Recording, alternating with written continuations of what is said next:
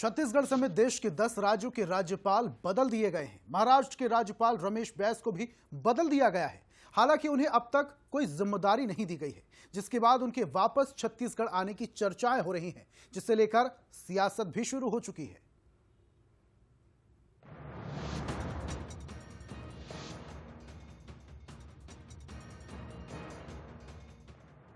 रमेश बैस महाराष्ट्र के पूर्व राज्यपाल और दिग्गज बीजेपी नेता, जो एक बार छत्तीसगढ़ की राजनीति में एक्टिव होते दिखाई दे सकते हैं।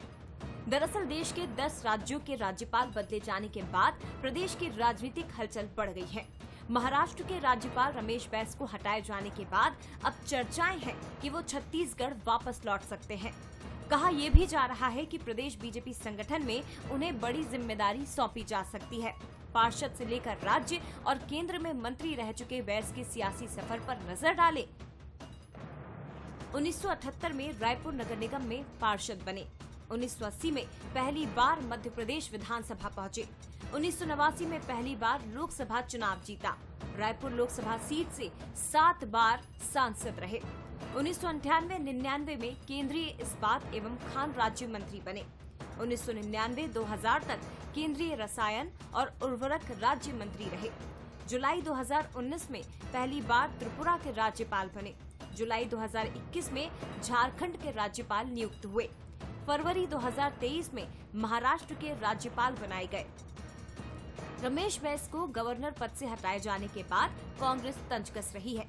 कांग्रेस ने बीजेपी पर गुटबाजी के आरोप तो लगाए ही, साथ ही पूर्व राज्यपाल को रायपुर दक्षिण से उपचुनाव की सलाह दे दी।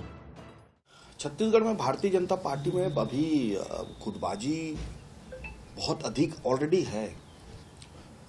जिस तरह से सुनने में आ रहा है, जिस तरह से देखने में आ रहा है, विधानसभा में भी गुटबाजी तो स्पष्ट दिख रही है। और अगर वो एक्टिव पॉलिटिक्स में वापस आते हैं तो ऑब्वियसली एक नया धड़ा और जुड़ेगा। देखिए, रमेश बैस जी बढ़िया नेता हैं, छत्तीसगढ़िया नेता हैं और छत्तीसगढ़ियों के बारे में सोचते हैं। तो अब राज्यपाल से निवृत्त होकर आ रहे हैं तो उनको सक्रिय राजनीति में आना चाहिए। और इस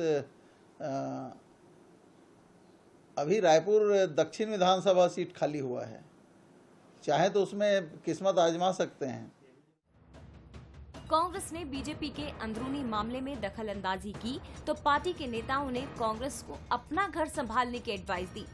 मंत्री टंकराम वर्मा ने कहा कि हमें सलाह देने वाले शिव डहरिया कौन होते हैं। देखिए, कांग्रेस जो है पहले अपने घर को संभाले।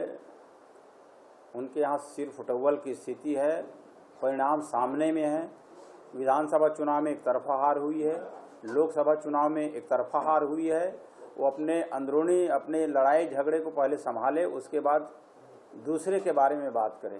डॉक्टर शिव डहरिया को उनके सलाह की जरूरत नहीं है। और ये होता कौन है शिव डहरिया, रमेश बैस को सलाह देने वाले? केंद्र की अनुशंसा पर राष्ट्रपति ने 10 राज्यों के गवर्नर बदले हैं, जिनमें छत्तीसगढ़ और महाराष्ट्र समेत 6 राज्यपालों को हटाकर नए नेताओं को जिम्मेदारी दी गई, जिसे लेकर राजनीतिक हलचलें तेज हैं।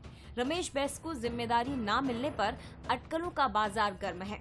अब देखना होगा कि आखिर बीजेपी हाईकमान रमेश बैस को लेकर क्या फैसला लेता है।